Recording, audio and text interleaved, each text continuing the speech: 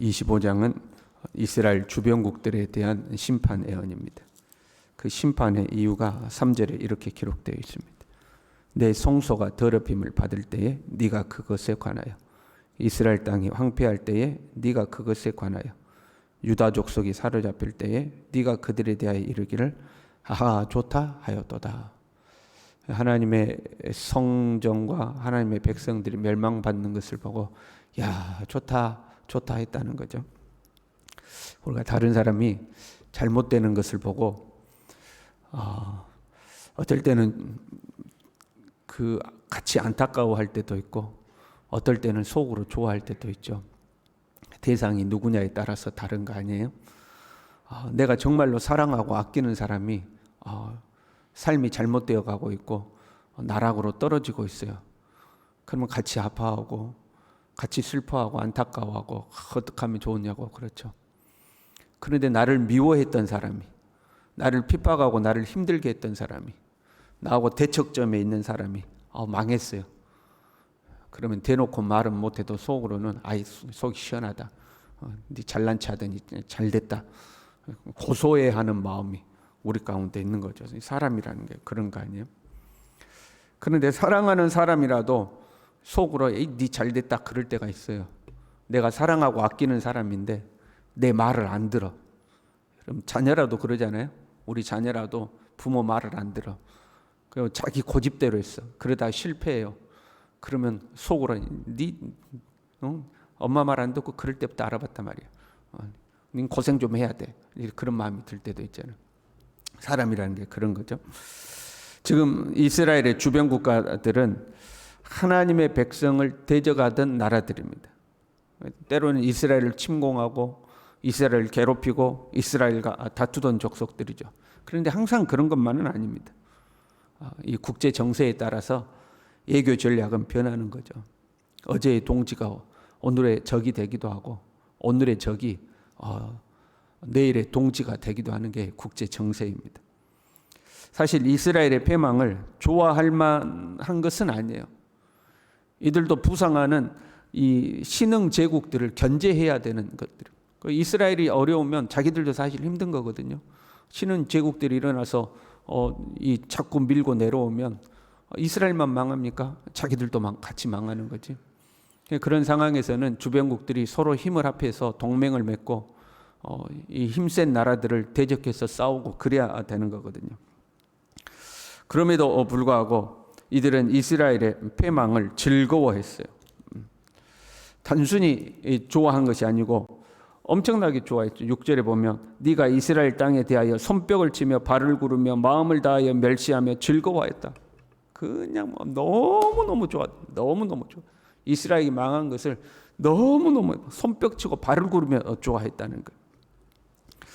그리고 이들이 이렇게 이스라엘의 패망을 좋아한 것에는 단순히 이스라엘이라는 나라의 멸망을 넘어서서 그들과 함께 하신 하나님에 대한 조롱이 섞여 있었어요.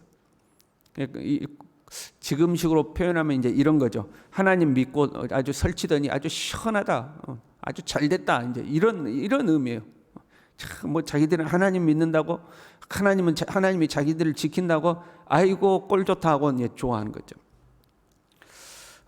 지금도 우리가 그런 경우 있잖아요. 예수님을 믿는 우리가 이 땅에서 복을 받았어요. 그래가지고 어떤 사람이 정말로 하나님의 은혜로 번성했다고 해봐요. 그 사람이 어디를 가서 누구를 만나든지 이야기해서 당신 어떻게 그렇게 부자 됐냐고 그러면 하나님이 나를 축복하셔가지고 당신도 예수 믿고 복 받으시라고, 하나님이 나를 축복해서 내가 이렇게 번성하고 내가 이렇게 삶의 여유를 누리고 산다고 다 하나님의 은혜라고 자랑하고 다녔다고 해봐요. 그럼 그게 꼴보기 싫은 사람들이 있어요. 예수님 안 믿는 사람들 중에서 꼴보기 싫은 사람이 있죠. 그 예수님을 믿는 사람 중에서도 그걸 꼴보기 싫어하는 사람들 있어요. 지 혼자 신앙생활은 다 하네. 아이고 지 혼자 믿음 다 좋네 하고 이제 속으로 욕하는 사람들 있죠. 그러다가 어느 날 이 사람에게 고난이 찾아온 거예요. 힘든 일이 생겼어요. 그러면 사람들이 이제 딱 조롱하는 거예요. 꼴 좋다. 뭐 하나님이 자기 지킨다더니, 뭐 하나님이 자기한테 복을 줬다더니, 아이고 꼴 좋다. 네가 믿는 하나님 어딨냐 하고 이제 조롱하는 거죠. 지금 이스라엘의 주변 국가들은 하나님이 하나님의 백성을 때릴 때에 매로 사용하던 족속들이에요. 하나님의 백성이 잘못된 길로 갈 때 그들을 바로잡기 위해서 하나님은 이스라엘의 주변 국가들을 매로 들어서 이스라엘 백성들을 때리신 거거든요. 자기들이 힘이 있어서 이스라엘을 침공한 것이 아니라 하나님의 백성이 잘못했기 때문에 하나님이 그들을 들어 역사하신 거죠. 우리 부모된 입장에서요, 자녀들의 잘못을 바로잡기 위해서, 내 자녀가 잘못했어요. 근데 그 자녀들의 잘못을 바로잡기 위해서 부모의 자존심을 버려서라도 자녀를 때리는 경우가 있죠. 내 자녀의 허물이 밖으로 드러나면 나도 같이 부끄러운 거 아니에요? 나도 같이 수치스러운 거 아니에요? 그럼에도 불구하고 내가 좀 수치를 당하고 내가 좀 부끄러움을 당할지라도 내 자녀를 바로 잡아야겠다 하고 그 자녀를 치리하는 부모들이 있어요. 보통의 부모들은 자기 자존심 때문에라도 자녀의 문제를 감추려고 하죠. 내가 창피하니까, 아이고 내가 부끄러워서 못 살겠다. 그러니까 내 자녀의 문제를 감추려고 하죠. 그런데 그걸 이겨내고 만약에 부모가 내가 부끄러움을 당할지라도 내가 너를 바로 잡겠다 해서 수치를 다 드러내서라도 자녀를 바로 잡으려고 해요.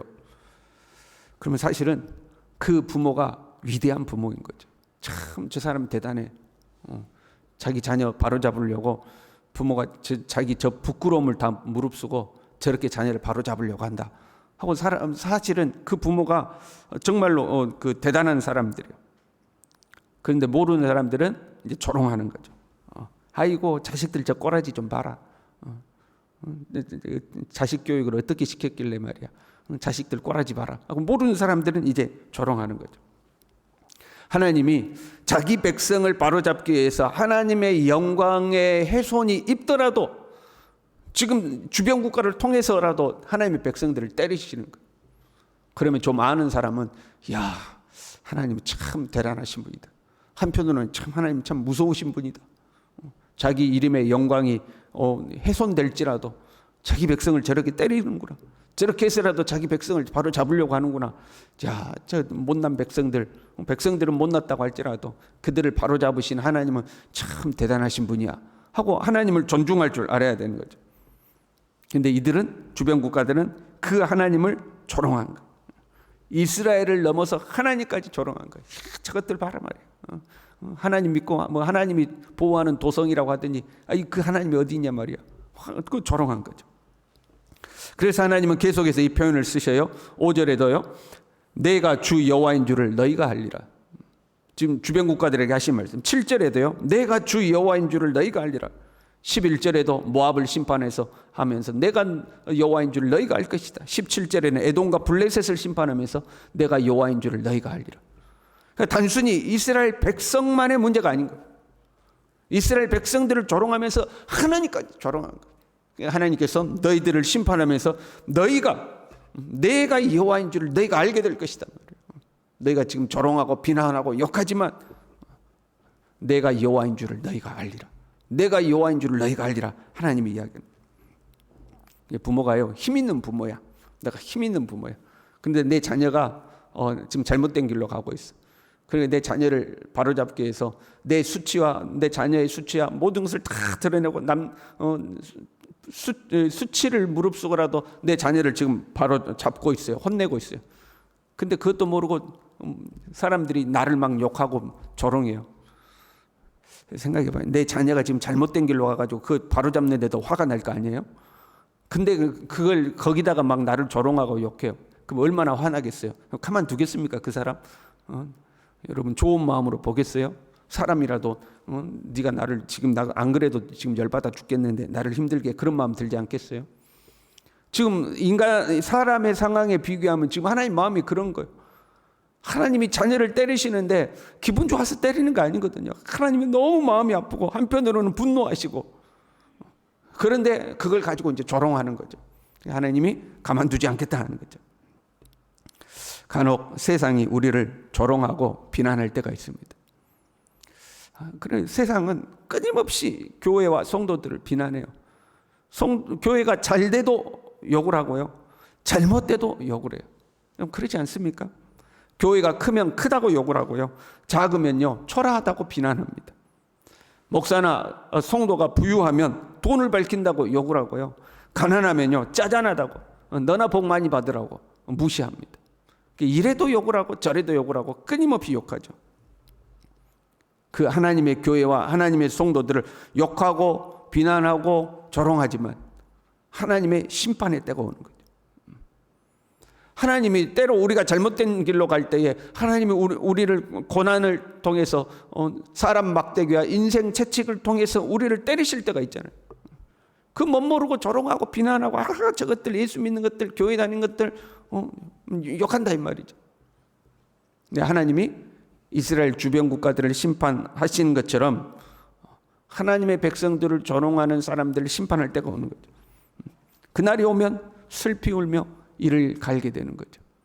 사실 예수님을 믿는 우리도 간혹 그럴 때 있어요. 하나님 무서운 줄 모르는 거죠.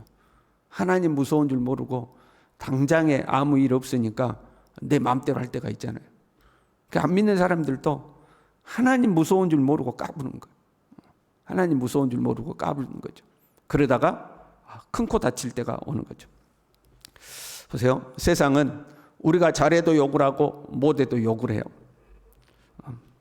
이스라엘의 주변 국가들이 저것들 봐라 저것들 봐라 그랬던 것처럼 이래도 욕을 먹고 저래도 욕을 먹어요. 여러분 이 양의 욕을 먹을 바에는 우리가 잘되고 욕을 먹어야 되지 않겠습니까? 우리가 잘하고 욕을 먹어야 되지 않겠습니까? 우리가 못해서 우리가 잘못해서 하나님이 아픈 마음으로 우리를 때리셔야만 하고 세상은 그걸 보고 우리를 조롱하고 손가락질하고 비웃고 그런 상황이 아니라 우리가 하나님 앞에 잘해서 하나님이 우리를 축복하시고 하나님이 우리를 지키고 보호하시고 그것이 부러워서 어차피 세상이 우리를 조롱한다면 그런 상황이 되어야 되지 않겠습니까? 부모의 자존심을요 자녀들이 지켜내는 거거든요. 자녀들이 철이 들면 내 부모의 자존심을 자녀가 지켜내는 거거든요. 그와 같이 우리가 하나님의 영광을 지켜내야 되지 않겠습니까? 못해서 매맞고 그것 때문에 조롱받는 우리가 아니라 그것 때문에 하나님이 분노하시는 그런 상황이 아니라 하나님의 영광을 가리우는 상황이 아니라 그래도 우리가 하나님의 영광을 지켜내며 하나님께 기쁨이 되어드리는 우리가 되어야 되지 않겠습니까? 저와 여러분이 신앙에 철이 들어서 하나님의 영광을 가리우는 자들이 아니라 하나님의 영광을 지켜내는 하나님의 사람들이 다 될 수 있기를 바랍니다. 기도하겠습니다. 하나님 아버지, 하나님께 잘못해서 하나님도 우리를 때리셔야만 하고 매맞는 우리를 세상이 조롱하게 되는 하나님, 그렇게 하나님의 영광을 가리우는 하나님의 사람들이 아니라 세상이 우리를 끊임없이 비난하려고 할 때에 오히려 그 하나님의 영광을 지켜낼 수 있는 하나님께 온전한 영광을 돌릴 수 있는 성숙한 하나님의 사람으로 살아갈 수 있도록 우리 모두를 붙들어 주시옵소서. 예수님의 이름으로 기도 올리옵나이다. 아멘.